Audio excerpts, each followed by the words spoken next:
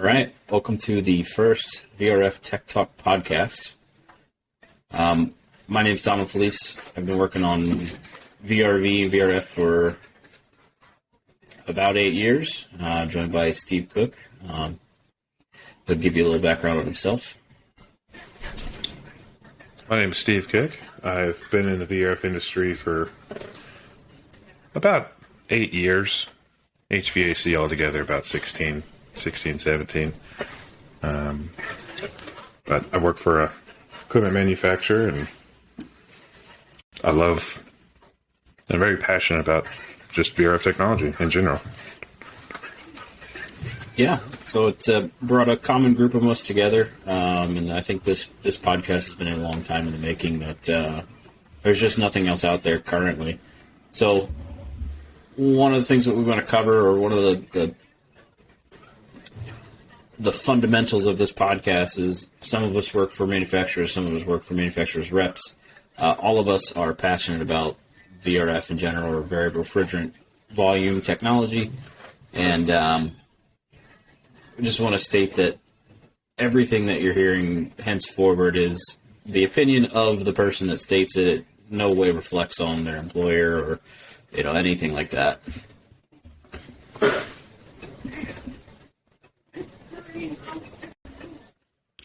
So right, yeah, the first episode, I'll echo to that.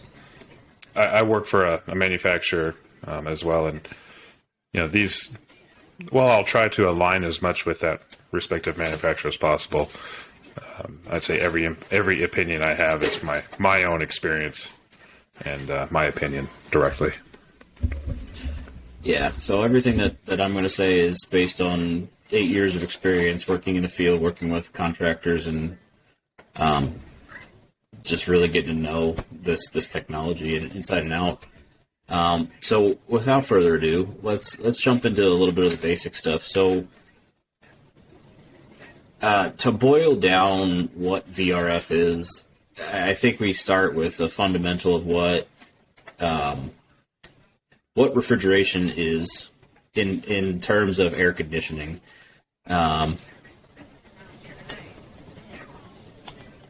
It's not completely different. We still have evaporators, we still have condensers, we still have a compressor, we still have some kind of metering device. The way that we differ now, right, is we're using electronic expansion valves. We're using a variable speed compressor, right? We're allowing that compressor to change its speed to add more volume or less volume, right? We're changing the flow of the refrigerant. But the basics are still there, right? We're still condensing, we're still evaporating, we're still moving heat. Right, exactly. There's no breaking the laws of any thermodynamics with VRF equipment. It's in the simplest form. It's still just as simple as the system you learned on in trade school, like you mentioned, the compressor, the evaporator coil, the condensing coil, the metering device. The condensing coil, that doesn't change. There's, for the most part, unless it's in heat mode, but there's more heat exchangers and there's more evaporators. Your compressor's still the heart, but nothing, it's just more of these components, and it's all about flow. Yeah, so we could say that VRF technology, or VRF, is air conditioning at a macro level, right? So we have multiple different zones or multiple different areas or heads or whatever you want to call it, fan coils. Everybody has a different term for it. But, the one thing that we're not doing is we're not centralizing airflow, right? We're prioritizing refrigerant flow to get to these different zones so that ultimate comfort cooling or comfort heating is achievable. Absolutely. So, like we were saying, is the refrigeration technology is still the same, right? We're leaving the compressor as a high pressure hot gas, right? We're going into, depending on what mode we're going into, we're either going through the condensing coils outside, or we're sending that hot gas directly inside for heat mode, just like a regular heat pump would do. What happens after that is kind of what makes this VRF, right? This is what the technology really is driven on, is being able to use that refrigerant that's already been pumped inside to do something other than the one thing that it was made for, right? So we can do heating and cooling simultaneously on the same system with the same compressor. So in the terms of, a Daikin VRV heat recovery system, we only have one compressor at the outdoor unit, and we're doing exactly what it's called. We're recovering energy to use in other zones. Exactly. It always goes from, if it's in a mixed mode, it always starts off as it feeds the heat, whatever zone needs heat first. It starts there, then works its way down to cooling. So you can't start with cooling, feed a zone that's calling for cooling refrigerant first, then that refrigerant go to a zone that's calling for heating. It can't. That physically cannot happen. It starts with, if you have a zone calling, zone 1's calling for heat, zone 2 is calling for cooling, the refrigerant will flow to zone 1 first, take care of that, subcool the liquid, and then it'll flow over to zone 2 that's calling for cooling, and it'll use that subcooled liquid as it would in a normal DX condition. Then it'll meter it off from there, boil it, and then go back to the outer unit. That's just repeated dozens and dozens of times throughout the system if it's in a mixed mode. Really depends on if it's a majority cooling or heating. You'll never have the unicorn mode, as we call it, or 50-50. 50-50, right. Yeah, that one. I mean, a way to think about that is when you check into a hotel room, right? Steve, you travel a lot, so when you check into a hotel room, what's the first thing you do with the thermostat in that space, right? Oh man, I crank that bad boy down. Right. So same principles apply with VRF. We're based on the indoor load is where all our refrigerant's gonna go, right? So like you're saying, it's never, can't say never, but it's usually not a perfect 50-50 split of heating and cooling on a system. Oh, absolutely. And it's because of people like me that that 50-50 doesn't exist. I'll check. I mean, I was just driving last week, and it doesn't matter how cold it is outside. It could be in the 30s, and I want my room to be like mid-60s. It's kind of ridiculous, but that's the only place I can do it.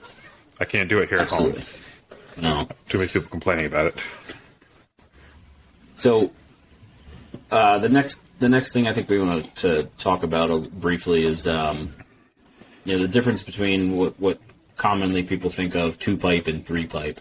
So in the VRF industry, we have some designations of 2-pipe systems and 3-pipe systems, and it changes per manufacturer what 2-pipe and 3-pipe means, but typically a 2-pipe system is going to be a heat pump, right? It's going to be the same technology or the same concept as just a straight heat pump like you would have in your house, where 3-pipe adds the addition of something called a branch controller, or branch selector, or some kind of branch provider box that allows for that simultaneous heating and cooling to the indoor zones. Steve, with a background in Mitsubishi, can speak on that 2-pipe per manufacturer side, right? Because some manufacturers are able to achieve heat recovery with still just 2 pipes. Right. So it's the same sort of principle. It just a 3-pipe system. It obviously has 3 pipes connecting the outer unit to the switch box or the heat recovery unit, whatever you might want to call it. The outer unit in those cases generate the hot gas. So the hot gas is right off the compressor and it's sent out. And then you have a liquid line, and then you have a suction line returning back. So in the case of a 2-pipe system like Mitsubishi's, in hot gas is sent. It goes through the condensing coil and cooling mode, but most of the subcooling in the system happens at the branch circuit box.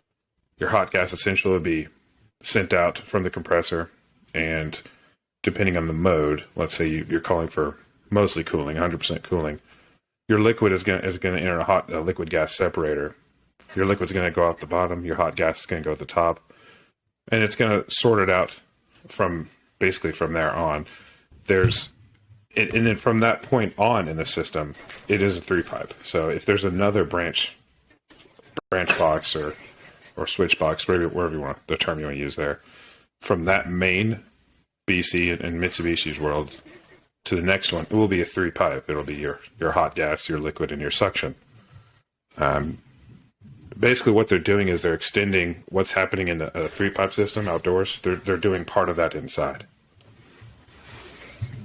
Now, with that said, we're part of that process of heat recovery is done indoors rather than running that full third pipe back up to the outdoor unit. Is there any differences between, say, a Daikin branch controller and a Mitsubishi branch provider or branch controller box that is there anything to account for? There's a lot more complexities in the Mitsubishi box than there is in any 3-pipe brands, and because of that, there's a lot more piping, there's a lot more mechanisms, and there's a lot more refrigerant charge based off just that box itself. Whereas Daikin, LG, Samsung, those boxes literally just route refrigerant. Nothing really happens there for the most part.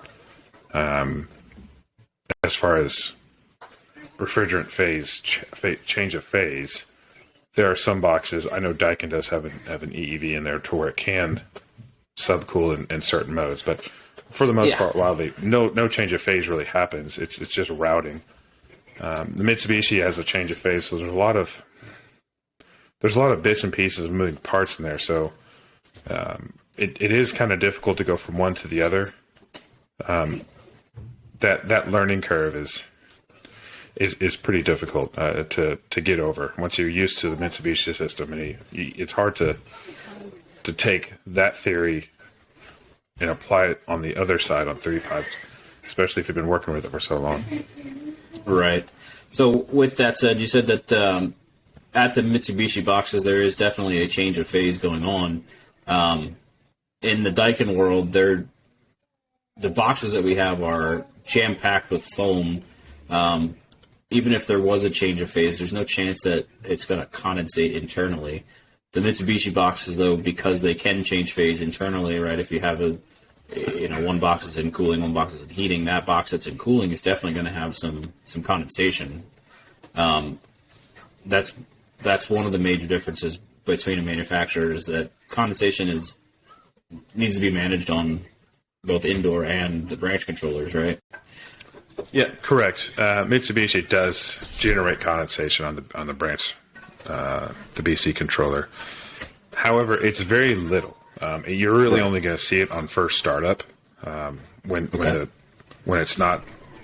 system is basically at ambient temperature, and then you have an inrush of subcooled liquid going through that box.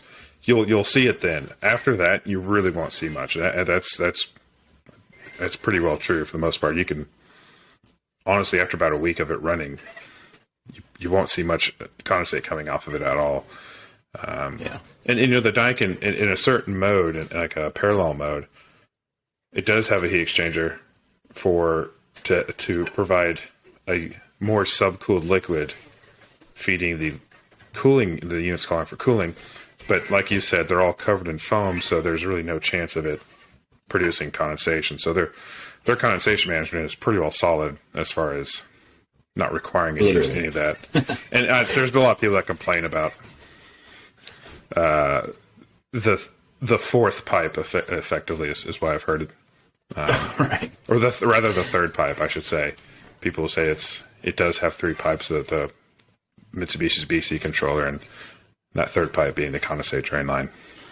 Right, and you touched on it briefly, is that the Daikin boxes do have a internal tube-and-tube heat exchanger for some subcooling, but I mean, the subcooling coming off of that is ideally so minimal that it's not going to make or break anything, right? We're not going to see, oh my God, it's subcooling our liquid temperature's coming down 25 degrees. No, it's not doing that much. Yeah, it's not doing much. And it's so encased in foam that it won't do anything. Right. But that's a good topic to, I guess, transfer into is expansion valves, like electronic expansion valves, right? People might have heard us talk about EEVs, or they might see EEVs. It's becoming more prevalent on, some of the residential split systems too, right? Like Bosch has a inverter system that uses an internal or inside EEV on their heat exchanger on the indoor unit. But EEVs to VRF, I mean, they're literally everywhere. The outdoor unit has upwards of 5. The indoor unit has 1. The branch selectors on Daikin have 3 per branch selector. So there's literally EEVs everywhere, or electronic expansion valves.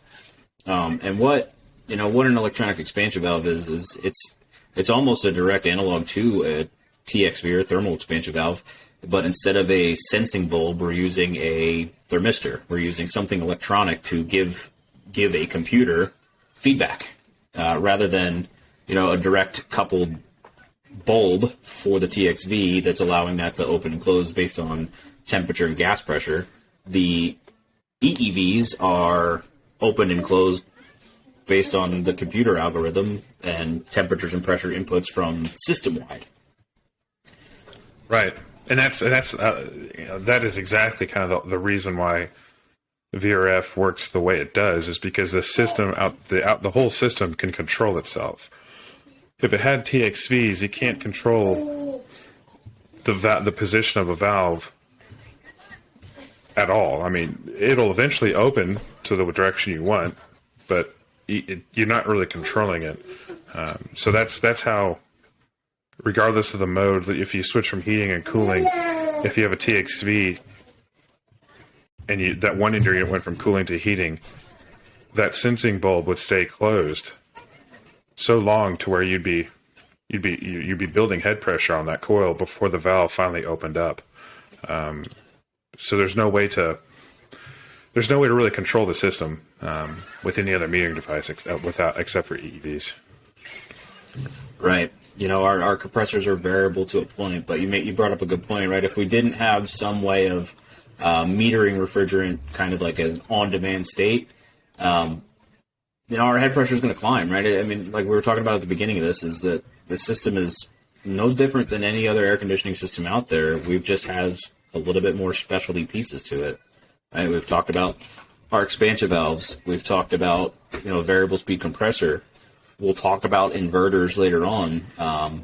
But where I think we should lead this conversation next is the use of four-way valves, or the use of changeover valves in a system to basically make the evaporator the condenser and make the condenser the evaporators, right? That's how we get that simultaneous or that variable refrigerant technology, right? Is we use four-way valves just like a regular heat pump would be to shift the flow of refrigerant based on the demand of the indoor. Right. And Steve, you said something, that I want to touch base on is like the computers or the PCBs, the boards in these units reference, the system. Everything is communicating back to everything. And I think that's really important to note that it's I'm looking for a better word than system. It's a ecosystem, right? Like everything has feedback to everything. And that's one of the things that kind of scares some of the new techs is like, where do you even start? All right, because everything has an input to everything else. Where do you even start? So that's a good leeway into what are some of the other components in a VRF system that aren't exactly what you would find in your split at home. Yeah, so you're, and that's the kind of the neat thing about this equipment is there's a lot of components that carry over from unitary to this equipment. Likely the four-way valves there's a good chance they're likely made from the same manufacturer if it's on a unitary compared to a VRF. Likewise with the EVs, most of them are manufactured by Fujikoki, and those many different brands use them. So even unitaries, like the train, unitary equipment controlled by EV uses those metering devices. So it's nothing. The good thing of that is that, you know, a lot of techs are getting exposed to it, whether they like it or not. Because if you think you can not deal with inverter-driven equipment in this industry, good luck. Good luck with that. I mean, I'm not sure what industry or what market rather you'd find work in 10, 15 years that you won't see an inverter-driven piece of machinery. But as far as components that, those are the components that are shared. But with the complexities of the system, there's a lot of different components there, but they're not there just for the sake of making it more difficult. You get on some of these forums and some of these groups, and you see these guys think it's overcomplicated junk. When these things are designed and engineered, they're not sitting in a room thinking, how can we get this as complicated as possible? Right. These machines are as simple as they can possibly be to do the task that we ask them to do. And right. So there are some complexities to them. Yeah, definitely. One of the most common things I see from the field, and let me back up, is I work for a equipment sales rep, and we rep Daikin VRV, and what I do for that company is lead a tech support department, strictly working on Daikin VRV. So I've seen this stuff day in, day out for better part of 8 years, and there's in that time there's been 1, 2, 3, 4, 5 generations of equipment, and every year it's like, oh, what new did they add, or what do I got to learn now? And then but you boil it down, and it's still the same principle. It's just got a new pretty paint coat. Right. Yeah. So to that point, right? Like when I approach a job site with technicians that are a little bit greener with the VRF technology, they open up the machine for the first time, and there's tons of copper, and there's valves everywhere, and there's big compressors in there, and the first thing I tell them is to just slow down, back up, and just think about this as an air conditioner rather than something else. There's a lot of pipe in there, but it all boils down to the same principle, right? We want to cool a space, we want to heat a space. And how we're doing that now is, like we touched on in the beginning, is we're spreading out, right? We're allowing for a larger network of indoor units rather than, a packaged rooftop or a boxcar with tons of ductwork. We're decentralizing the air conditioning system with one common compressor. And that kind of leads into an inverter talk, right? Like what is an inverter, right? So inverters are almost everywhere at this point in life, right? You have refrigerators, washer machines, water heaters, right? Now we have air conditioning systems that are inverter driven. A lot of technicians, when they walk into, or at least my experience, when they walk up to a VRV, piece of equipment, oh man, I don't know how the inverter works. And then I ask them, I was like, have you ever worked on a frequency drive, a VFD? Like, yeah, I was starting them up all the time. It's like, okay, well, it's no different, right? We still have an input voltage that is being chopped up and then sent back out to a rotating device. Right. Yeah, I mean, it's really, and that's one of the great things about it is, since, if you talk about VFDs, a lot of techs seem to really enjoy the idea of a VFD, but they don't like the idea of inverter-driven compressors for some reason, even though it's the same thing. And it's not difficult. I mean, it really just takes line voltage, converts it, then smooths it, then inverts it back to a simulated AC, and it's all the same. It's not like any company's doing any different. They'll take the inverter circuit, will convert it back to DC into a 3-phase AC using IGBTs, insulated gate bipolar transistors, to drive the compressor. And those opening and closing at different frequencies or different speeds is what creates our different frequency and voltage, or variable voltage. And those are all monitored by current output, basically, to the compressor or to the motor, whatever it might be. And so once you understand that bit, it's beautifully simple. You can take that, a Yaskawa drive, and you can, what you learn there, you can apply it to any inverter-driven equipment. Right. And that's a great thing about. Yeah, I mean, I think something important to note there is when we're talking about an inverter compressor, right? Where the standard train of thought here is that 60 hertz, right? That's what my compressor is going to run at. That's the ultimate speed that it's going to be. And let's back up one step, right? When somebody says something is 60 hertz, right? We know what 60 is. It's a number. We know what hertz is. It's a measurement of time, right? So cycles per second, right? So 60 hertz means it's cycling 60 times per second. When we get into inverter technology, right? Like, I'm just looking at a chart here for a Daikin piece of equipment. The compressors in that can step to 399 hertz. So we're going well above and beyond the 60 hertz, coming out of your socket, your wall plug. It's like a Dremel.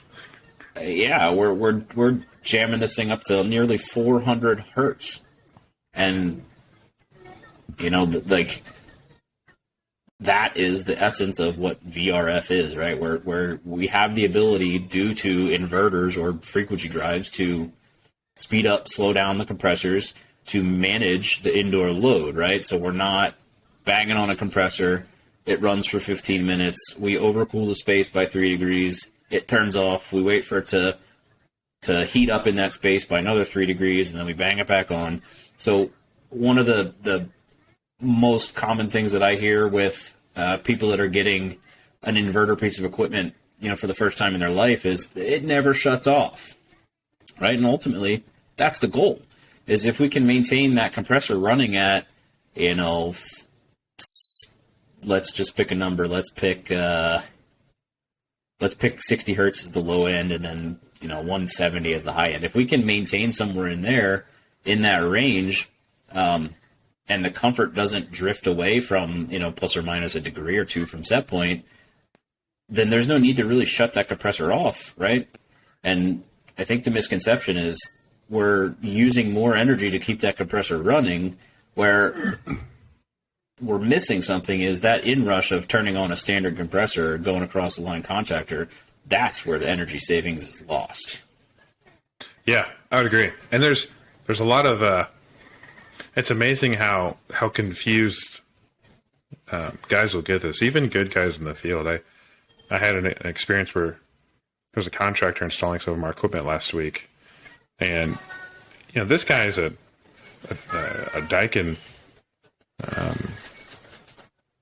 Daikin Pro contractor, so he Comfort Pro. That's it.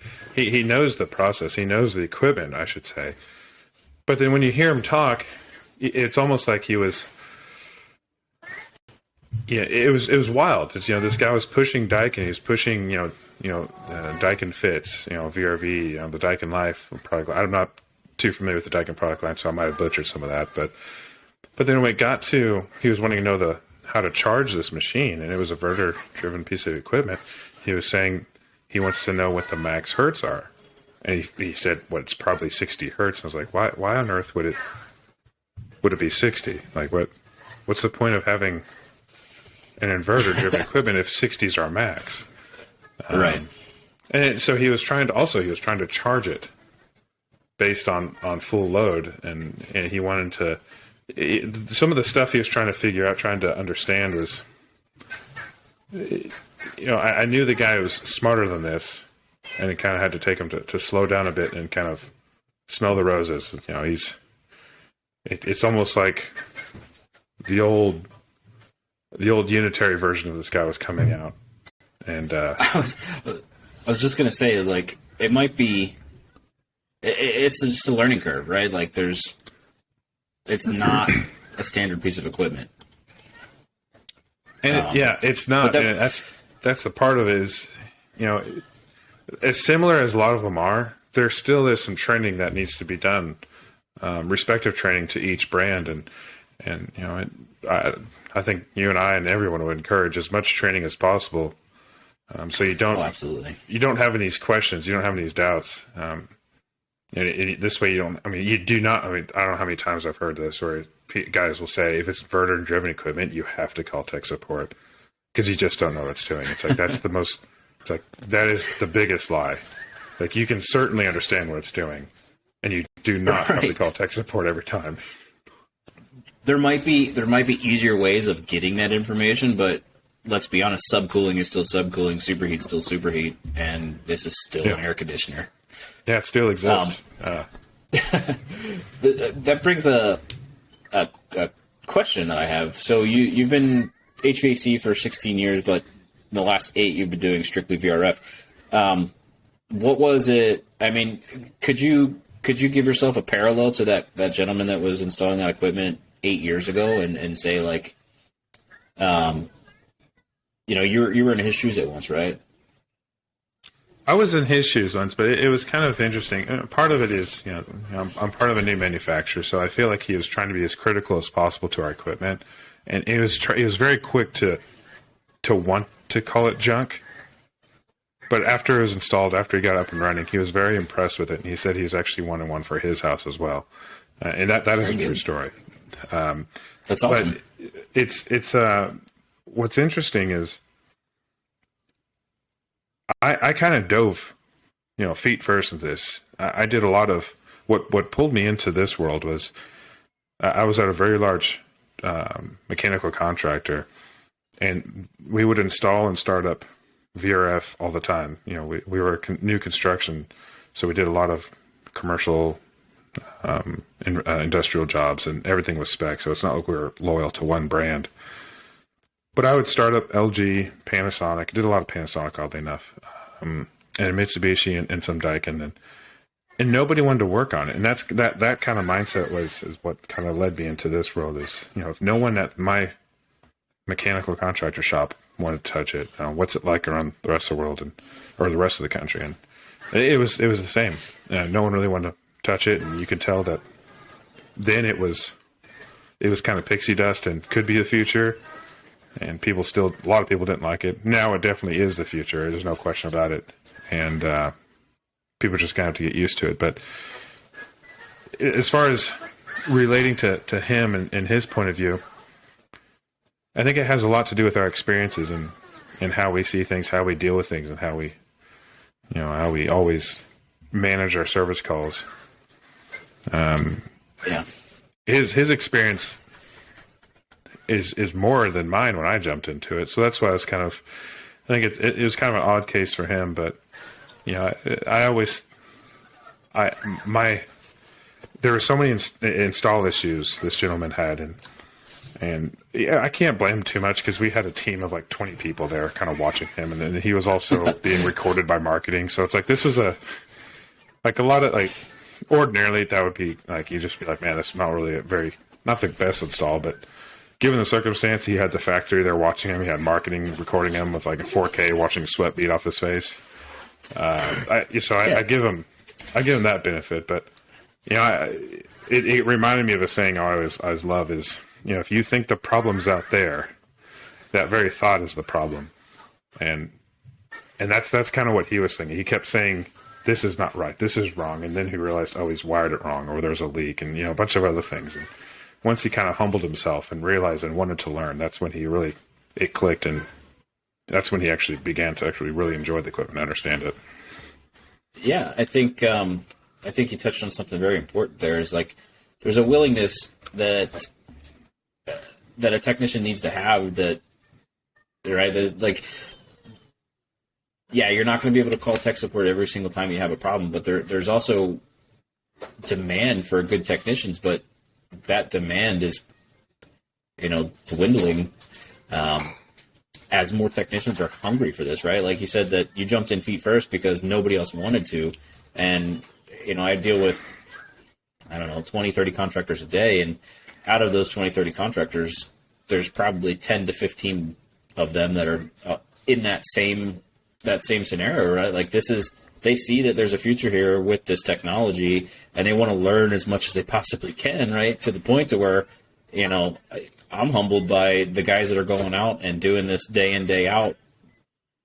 And they're teaching me things, right? And I've been working on one brand of equipment for 8 years, and I have a guy that's been working on this stuff for 2 years teaching me something. And that's awesome because he has the drive, or they have the drive to want to learn a new technology that has and still is taking this market by storm. Yeah. I mean, it's all about it is a lot to do with mindset. There's guys that you see that, we're smart, they're sharp, and they'll get it.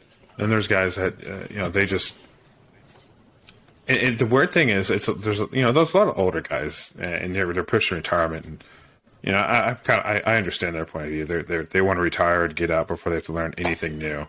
That totally makes sense. I wouldn't want to do that either. But there's a lot of young guys that really dislike this, and it's like that's to me that's so wild. Like right out of trade school, I can understand it. With me or yourself, I went out of trade school, almost 20 years ago, and inverter-driven equipment was unheard of then. But now it's like, I don't know what they're teaching in these trade schools, but so many guys have no clue how to work on it.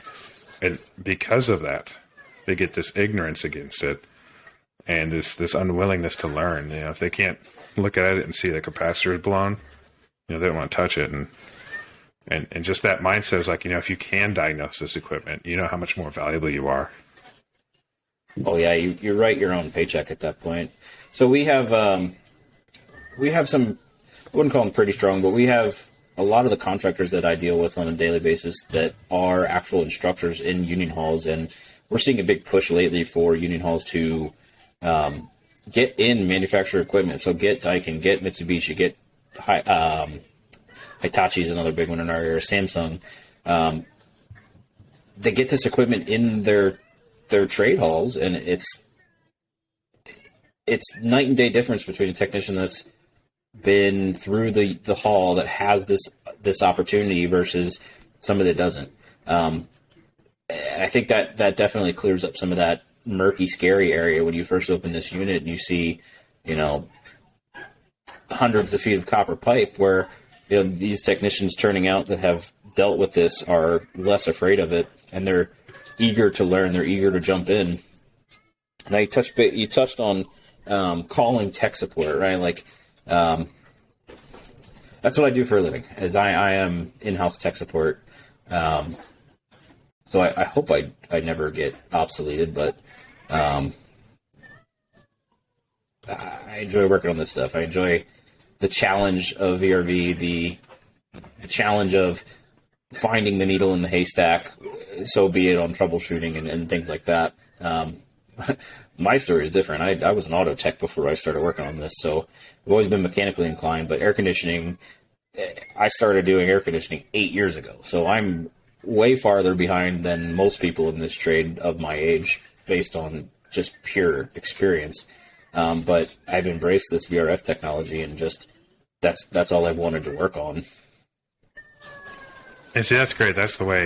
I feel like that's how it should be. And a lot of guys knock unions. One thing I do like the unions, or rather the union. There's really, for the most part, one that for the HVAC trade. But there's the way they administer training and the culture they create within their union, within their hall, for further education. And I don't know where this mentality came from. You learn how to, you go through trade school and you one and done. I can safely say everything I learned in trade school almost 20 years ago is nearly useless by now. Yeah, I can't imagine. I can't think of a time I actually recalled on any of that information outside like the first year, and even the first year it was. I realized it was useless then. Yeah, how do you troubleshoot coal-fired boiler and the pneumatic thermostat. Exactly. And the fun thing was, it sounds ridiculous, but with some of the stuff they didn't instruct on, like they were big on unitary gas furnaces and basic air conditioners in trade school. And so that was 2005 is when 2004, 2005 is when I attended the trade school. And so they already, the industry had already moved on from, standing pilot furnaces or even just basic electric air handlers. And so as basic as those components are, I dislike those so much because I was never really trained on them. I didn't know how to work. Even though I could diagnose and troubleshoot a natural gas furnace, I had a hard time with just basic standing pilot. And as simple as it was, that was kind of like the paradigm shift it took for me to realize this stuff is more simple. I mean, you look at the wiring diagram, there's nothing to it. And it kind of got down to someone telling me, a foreign boss telling me I need help reading a diagram. And, at that point, that's when I realized, I was programmed by this trade school to just fix, 13C air conditioners and gas furnaces. And that's what these local companies wanted. And if it wasn't within that scope, if it was anything older, they wanted you to sell. So they didn't want you to fix it. So I was kind of programmed and tuned to do just that. And I realized I don't want to sell anything. That's not my job. That's not me. That's not what I do. And I still maintain that. Like I've kind of redeveloped my I guess what I want to do, but I don't do sales. I've never done sales, but I make sure my sales team can sell more than one. I mean, what you said just a minute ago about when I was an auto tech, I had a master mechanic teach me something. I was really frustrated one day working on something, and he looked at me and he told me to put the tools down, and he told me, look in the parts tray. What's in there? I was like, it's all the nuts and bolts. I was like, okay. All he told me was, it's still just nuts and bolts. Put it back together. Right? So I use that in a parallel when I'm doing a training. I tell these guys, it's still refrigerant. It's still just copper. Put it together. Yeah. You could see, the guys that really get it, you could see their eyes open up and go, oh man, yeah, you're right. It's still just an air conditioner. And a lot of that has to do with ownership of training. I think if you just go there to just sit down and, especially if you travel to train, if you go there just for the hotel or just some free beers, whatever on company free time, food, you're not going to learn anything. And that company that sent them, they don't realize it then, but they obviously sent the wrong person if that's the way they think. If you take true ownership of your training and, if you don't completely understand the training, that's your responsibility to make sure you understand it. We can't understand it for you. That's your job. So having ownership of that is what really sets techs apart. Sure. Yeah, I mean, it's just ownership, period, right? I can't tell you how many times we've had, 20, 30 people training classes, 3 times a month. And we get, a project executive that comes and then he's never on the job site. So then we have installation issue after issue. Here nor there, right? I get that your laborer's hours are more important than the guy that sits in the office all day, right? It costs you more to lose your production force or your workforce than it does to pay a guy that's putting together a submittal or package or something. But anyway, we're approaching 45 minutes, and it's been a pretty good conversation, but I want to bring it back to, what the VRF is, what the basics are, and then kind of in the last 10 minutes here that we're going to be recording, let's talk about the difference between, a VRF system and a mini split, right? The misconception of what a mini split is. So I hear it all the time when a guy installs a 30-head VRF system, VRV system, and they say, I got these mini splits over here, mini splits over there. I was like, no. You've got a VRV system that has a wall mount fan coil. A mini split is a completely different piece of equipment. Right. in Viking terms, a mini split is a 4-wire piece of equipment that the outdoor unit powers the indoor unit, and the expansion valve, the EEV that we were talking about earlier, is at the outdoor unit. So with that, there's a whole lot of limitations that come when you have a mini split on the install side, right? So if you think about it, the expansion valve on the outdoor unit. So we still have a condenser, we still have an evaporator, but our expansion device is outside.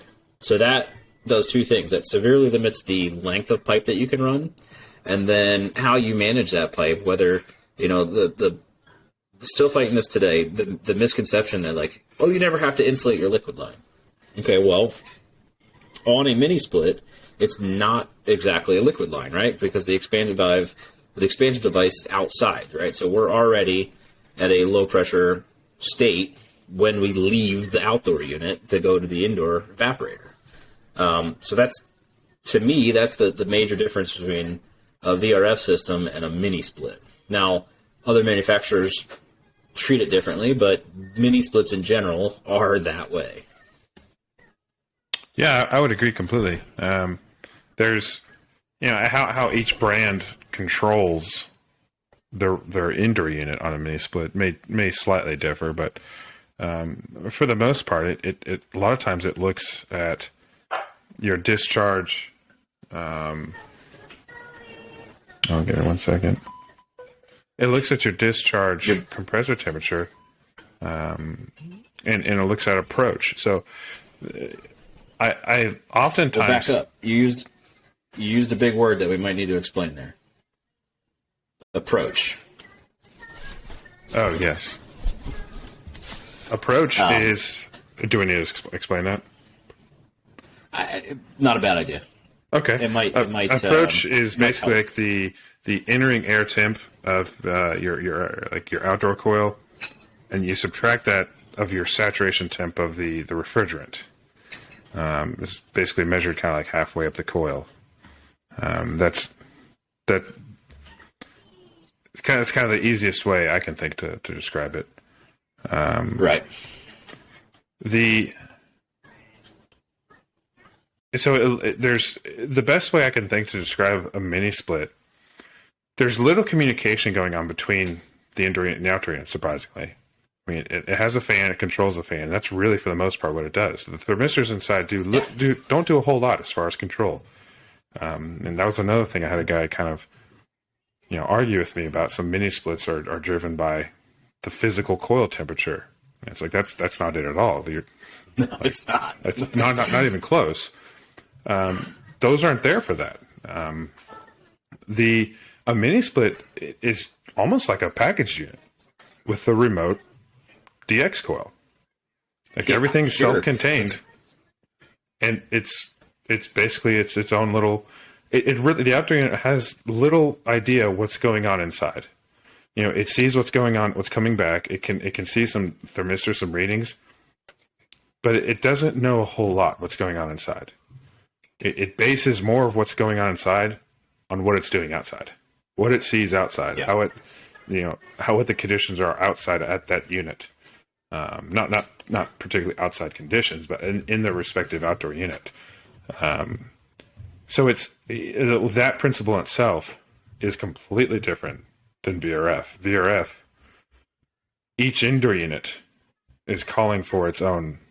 So each indoor unit will control its own superheat subcooling based on its own metering device, its own EEV. The outdoor unit sees indoor units calling for cooling, or heating, but it won't base its speed off of what's calling for cooling or heating. It'll look at a target condensing or target saturation temperature, not a physical coil temperature, like I got into an argument with one gentleman about. Coil temp, I guess, is something that we might need to talk about in the future. Is when they say coil temp, it's not physically what your coil is per se. It's your system target evaporation. Yeah, that's definitely something we could talk more on in a future episode of, that word target. what does that mean, right? What is target? Well, a target is exactly what it sounds like. It's a target. The great thing about any of this inverter-driven technology or anything that has basically a PCB in it, right? You can set targets, and those targets are basically the roadmap of how the system thinks it should perform. Back to the sensors on the coils, right? So on a Daikin Mini Split, like the main function of the evaporator temperature sensor is for ice up protection or freeze over protection. So that it doesn't freeze, right? It's like the indoor unit, if it's a block of ice, then it doesn't work, right? So again, we're expanding our refrigerant at the outdoor section, and we're kind of just hoping and praying that indoor unit has airflow so that it can pick up or add heat to that air. And that's 100% different than what you were saying about VRF and where we're using the indoor coil temperature sensors to basically make some logic changes on the outdoor unit of where the compressor is going to be at, how many pulses on our expansion valve we're going to be open. Do we need to open the expansion valve more? Do we need to close it? Yeah, that's all good information, and we can chalk that up for the notes of a future episode for sure, and really drill down into, control sequences. And I think that would help people out a lot with learning VRF, to know that there's a lot going on behind the scenes, right? Go ahead. Yeah, I agree. I feel like in the most basic sense, let's say you have 10 indoor units in a VRF system calling for cooling, or let's say there's 10 total and all of them are calling for cooling. Your outdoor unit is going to drive to a certain target evaporation temperature. So the pressures are, for the most part, irrelevant. It doesn't, especially your head pressure and cooling, it doesn't really look at that. If there's only one indoor unit calling, it won't have to work too hard. It won't have to pump fast at all to maintain that one. But all of a sudden, if you have all 10 loaded up, it's going to have to drive that compressor faster and faster to bring down that saturation temperature to satisfy all those spaces. And that's essentially kind of what separates that in a mini split, or really unitary for that matter. Unitary equipment, it has no clue. It just turns on. Right. With VRF, like we were talking about earlier. It's smart enough to know, I've got this office and this office turned on. I need to go faster. Like, if not, my saturation temperature is going to climb. My suction pressure is going to start climbing. Like, I need to kick it up some speed. Right. So there's layers on top of that, right? Like, so the deviation of set point versus room temperature, right? Like, if we're 1 degree from set point, we're still going to have some thermal action, but we're not going to have the same expansion valve action that we would if we were 10 degrees from set point, right? So there's a lot of layers to this VRF stuff, and we've just cracked the nutshell. Oh, we cracked it. Yeah, we just pulled it out of the box. We haven't even cracked it yet.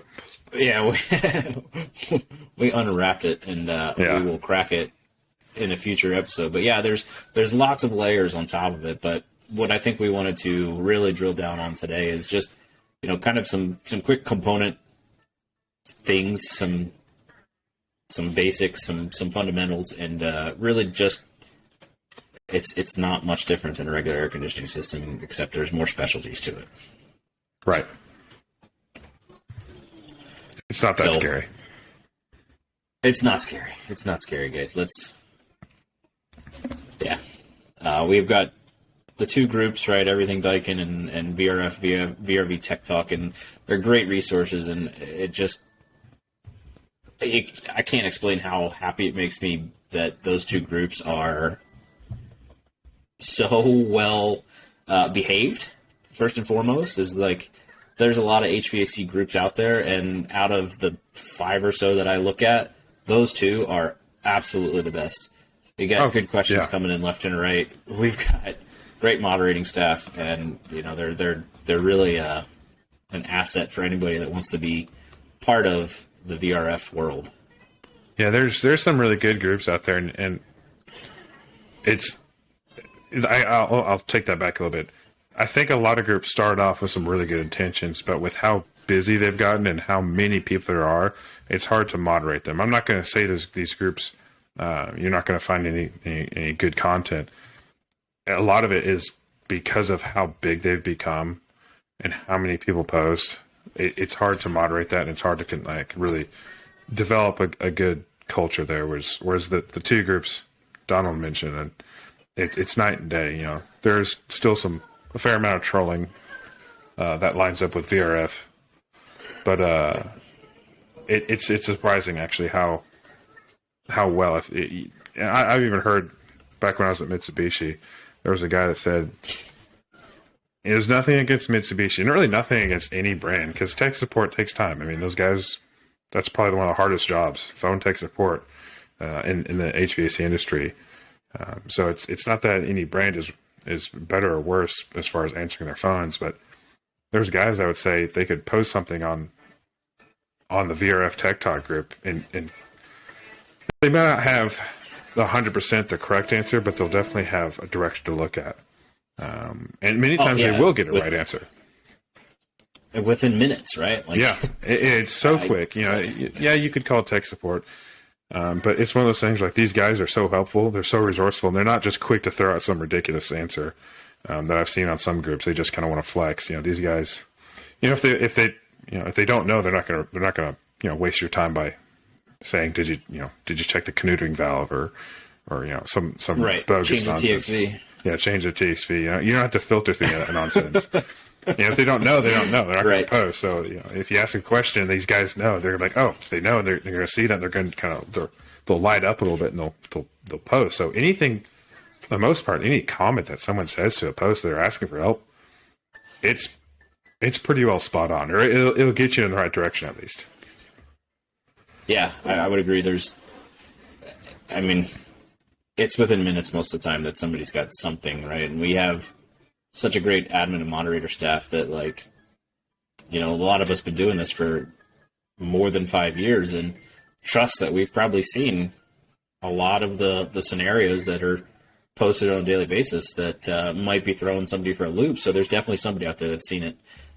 Me, I'm a little spoiled. I'm in California, so I don't really have to deal with that cold, except for like it's almost 40 degrees outside right now. So, oof. Oh wow. There's snow on our mountains. But yeah, definitely check out VRF Tech Talk group on Facebook. We have just over 3,000 members, and for the most part, it's a pretty active group with troubleshooting and tech support for basically all of the brands out there. Yeah, I agree. So that was that's the first episode. Yeah, sounds good. I think we covered a lot of good stuff. I think we did. Stayed on topic for the most part, but yeah, it's good. We'll get some more of our group in here the next time, and hopefully we'll get a little bit more in depth on inverter technology and what really is a variable speed compressor, and how our systems control versus somebody else's systems, and really dive into the difference between residential inverter versus VRF for a 14-story building. Yeah, definitely. But yeah. So, all right, Steve, thank you for coming on. No worries. Thank you. See ya. Take care.